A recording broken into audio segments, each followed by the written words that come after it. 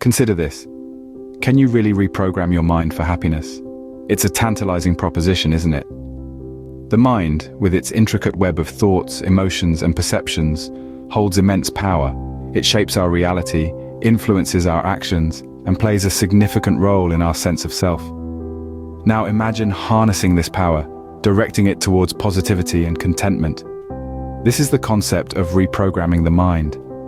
It's not about overhauling who you are, but about becoming more intentional about how you think and feel. It's about recognizing that your thoughts aren't just passive observers of your life, they actively shape it. So how can understanding the mind's influence lead to greater happiness? It starts with awareness. By becoming more conscious of our thoughts, we can begin to sift through the noise and highlight the ones that truly support us. The mind is a powerful tool, and learning to wield it can open the door to new levels of happiness. Most adults don't need to reprogram their mind, they just need to program it for the first time. It's a provocative statement, isn't it? But let's dive into it. You see, as we journey from childhood into adulthood, we take on certain thought patterns and behaviors. These aren't necessarily the result of any intentional programming on our part. Rather, they're born out of the innumerable experiences we encounter, both big and small. And over time, these experiences fuse together to form our unique mental blueprint. Consider it like a river carving its path through the landscape. It doesn't plan its route. It simply goes where the terrain allows, slowly shaping the earth through its constant flow.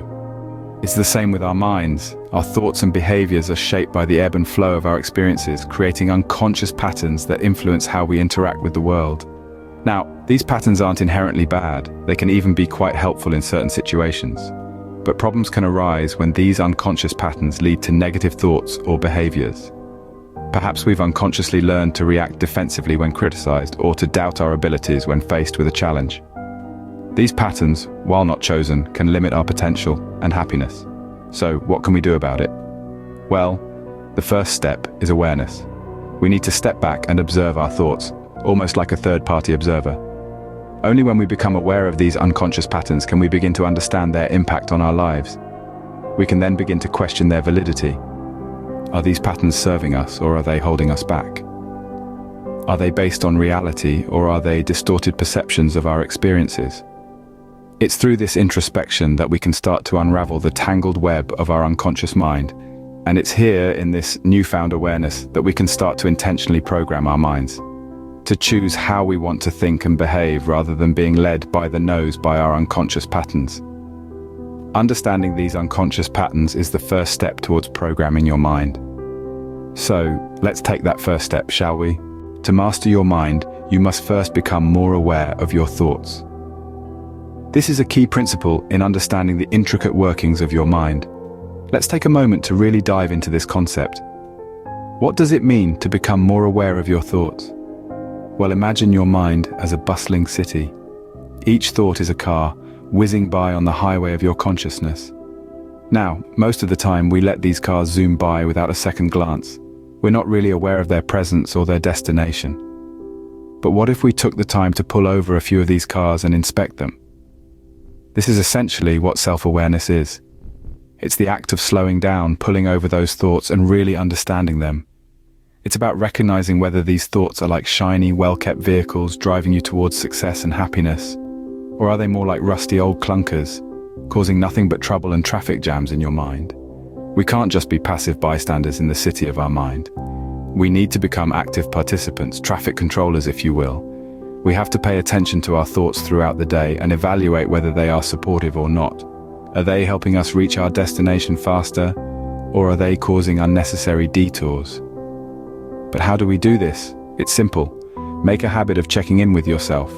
During your morning coffee, on your lunch break, or before you go to bed, take a few minutes to reflect on your thoughts.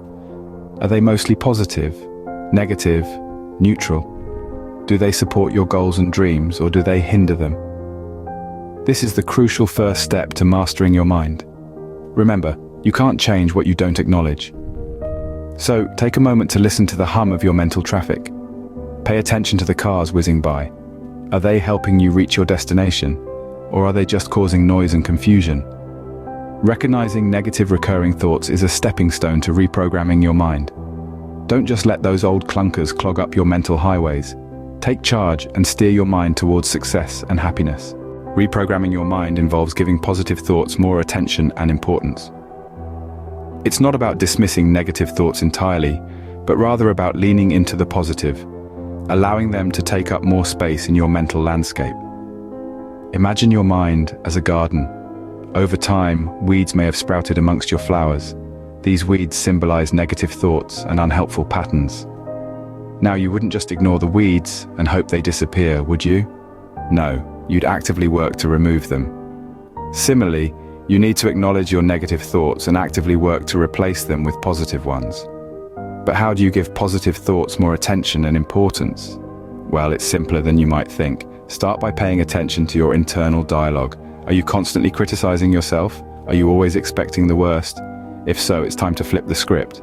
Instead of focusing on what could go wrong, focus on what could go right.